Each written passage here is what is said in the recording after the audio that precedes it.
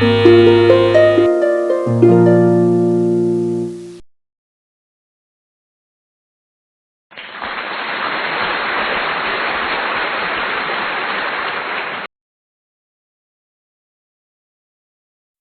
aja kita mulai. Coming up. Yang pertama adalah ketika kita opening nih, biasanya kesalahan yang terjadi yang tidak sesuai dengan KBBI adalah penggunaan kata yang terhormat dan yang kami hormati. Biasanya kalau misalnya opening, dimulai dengan selamat datang dan selamat pagi kami ucapkan kepada yang terhormat Gubernur DKI Jakarta, Bapak Anies Baswedan. Kemudian yang kedua, dan kami juga ucapkan selamat pagi dan selamat datang kepada yang terhormat Kepala Dinas Pariwisata DKI Jakarta, Bapak siapa gitu misalnya. Nah, itu kan pengulangan ya. Jadi yang namanya yang terhormat itu cuma ada satu yang paling. Nah, kalau misalnya kalian udah menggunakan yang terhormat nih untuk yang pertama yang paling tinggi, misalnya Bapak Gubernur, untuk yang ke bawahnya jangan pakai yang terhormat lagi, tapi pakailah yang kami hormati. Next, ketika kita mempersilahkan seseorang untuk memberikan sambutan atau untuk maju ke atas panggung untuk membuka sebuah acara. Nah, kesalahan yang biasanya terjadi adalah MC-nya ini ngomong waktu dan tempat kami persilahkan. Oh my god, that is totally wrong. Karena waktu dan tempat nggak bisa dipersilahkan. Yang bisa dipersilahkan adalah orangnya, narasumbernya, atau tamunya. Jadi kalian persilahkanlah orangnya atau tamunya. Jangan waktu dan tempat. Langsung aja misalnya, kami persilahkan kepada Bapak Anies Baswedan untuk maju ke atas panggung. Alright? Selanjutnya ke kata persilahkan atau silakan. Ini kita bedah ya, karena ini sudah menjadi kontroversial. Karena misalnya aku lagi nge-MC nih, kadang-kadang aku bilang kepada Bapak Anies Baswedan dipersilahkan. Nah, itu suka ada yang menyalahkan. Mai, harusnya bukan dipersilahkan, tapi disilahkan. Jadi nggak pakai per gitu. Nah, aku jadi curious kan, sebenarnya yang sesuai dengan KBBI itu seperti apa sih, ya kan? Kita bedah dulu, ini dari pronunciation-nya, jangan pakai H. Itu yang paling penting. Jadi, silakan, persilakan, jangan pakai H, itu dari pronunciation-nya. Nah, kalau dari katanya, kalau kita cek ke Kamus Besar Bahasa Indonesia, ternyata kata yang tersedia adalah silakan. Nah, terus aku bingung nih, sebenarnya boleh nggak sih disambungin sama imbuhan di, jadi disilahkan atau dipersilahkan? Nah, karena ragu, aku sudah sampai menanyakan kepada ahli bahasa di Sekretariat Negara ya ini ya. Nah, ternyata kalau bisa kata-kata tersebut itu jangan diberi imbuhan di. Jadi langsung saja persilakan atau silakan. Kedua kata itu benar ya. Jadi langsung aja misalnya kepada Gubernur DKI Jakarta Bapak Anies Baswedan kami persilakan. Oke, moving on ke kata sesuai dengan KBBI selanjutnya. Ini sebenarnya bukan ejaan atau pakai imbuhan atau gimana ya. Ini hanya pronunciation aja. Kadang-kadang kita sering banget mengucapkan kata saudara-saudara, ya kan?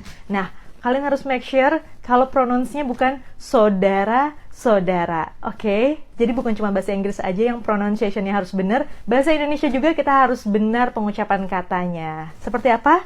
Coba ulangi lagi. Saudara-saudara. Saudara-saudara. Saudara, bukan saudara, oke? Nah, selanjutnya, biasanya kalau misalnya agendanya mau berganti nih, si Master of Ceremony ini suka bilang untuk mempersingkat waktu langsung saja gitu kan lah. Nah, berdasarkan KBBI itu tuh salah, karena waktu tidak bisa disingkat-singkat. Yang bisa disingkat adalah kata misalnya gitu kan. Kalau waktu nggak bisa disingkat, tapi bisa apa? Bisa dihemat atau diefisiensikan.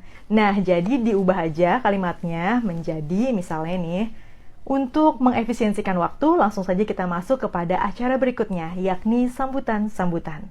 Berkaitan dengan mengganti agenda atau ke acara selanjutnya, kadang-kadang seorang MC juga sering banget kepleset ngomong menginjak ke acara berikutnya. Nah, kata menginjak ini sesuai dengan KBBI memang benar ya, tapi biasanya digunakan untuk jangan menginjak rumput. Nah, kalau ke acara berikutnya, jangan menggunakan menginjak, gunakanlah kalimat lain misalnya masuk ke dalam acara berikutnya. Atau langsung saja, acara selanjutnya adalah gitu. Karena kalau kata menginjak ini kita gunakan untuk masuk ke acara berikutnya, kayaknya kesannya agak rancu gitu. Menginjak ke agenda berikutnya, agak rancu. Jadi gunakanlah kata-kata yang lebih simple seperti acara selanjutnya adalah. Sesimpel itu guys. nggak usah banyak improvisasi yang malah melanggar KBBI. Selanjutnya, ini nggak pakem sih, tapi untuk pengetahuan kita aja bahwa kalau misalnya lagi ada acara menyanyikan lagu Indonesia Raya, biasanya kan ada kata-kata hadirin dimohon berdiri. Nah, ada yang tidak setuju dengan kalimat ini, walaupun ini udah widely used ya, udah digunakan di mana-mana, bahkan di acara kenegaraan pun kata-katanya hadirin dimohon berdiri, kayak udah pakem banget gitu. Nah, ternyata dari kalimat hadirin dimohon berdiri ini banyak beberapa ahli bahasa yang tidak terlalu setuju. Karena kenapa? Karena jadi rancu, siapa yang meminta mereka berdiri gitu loh. Nah, makanya ada beberapa ahli bahasa yang pengennya tuh jangan hadirin dimohon berdiri, tapi langsung saja kami mohon hadirin untuk berdiri. Jadi kan jelas tuh siapa yang memohonnya, yaitu si kami ini. Gitu, jadi balik lagi ke kalian, apakah menurut kalian hadirin dimohon berdiri itu udah cukup lengkap? Kalau misalnya belum, ya marilah kita ikuti beberapa ahli bahasa ini dengan menyebutkan kami mohon hadirin untuk berdiri. Last but not least, ini juga kalimat yang selalu digunakan padahal salah. Kalimat ini berasal dari salah satu presenter kondang zaman dulu yang sekarang sudah jadi anggota DPR. Siapa coba? Kalian pikir aja sendiri deh ya. Tapi dia sering banget waktu masih jadi presenter dulu, cara menutup acaranya itu dengan kalimat mohon maaf apabila ada salah-salah kata. Coba kita renungkan, ada yang salah nggak di situ? Ayo, ada yang tahu nggak apa yang salah? Yang salah adalah kata salah di situ diulang 2 kali. Nah, sebenarnya penggunaan salah di sini adalah kata keterangan kan, yang sebenarnya tidak perlu diulang 2 kali. Mungkin yang perlu diulang adalah katanya nih. Jadi, mohon maaf apabila ada kata-kata yang salah. Bukan mohon maaf apabila ada salah-salah kata. Gitu.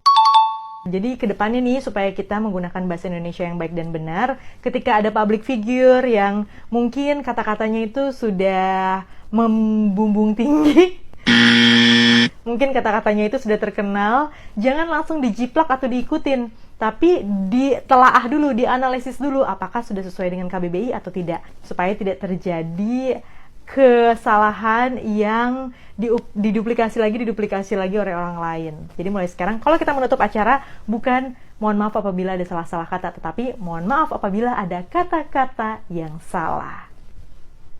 Alright guys, itu dulu pembahasan kita mengenai kata-kata yang sering kali salah digunakan oleh seorang Master of Ceremony yang tidak sesuai dengan KBBI. Kalau misalnya kalian punya mungkin kata lain yang belum kita ketahui, atau mungkin pengen menyanggah kata-kata yang sudah aku ucapkan, silahkan komen di bawah, kita bahas bareng-bareng bagaimana cara menjadi Master of Ceremony yang sesuai dengan KBBI. Sampai di sini dulu, terima kasih udah nonton video ini, semoga bermanfaat untuk karir per-MC-an kita, semoga makin keren dan makin jaya, oke? Thank you so much for watching my video.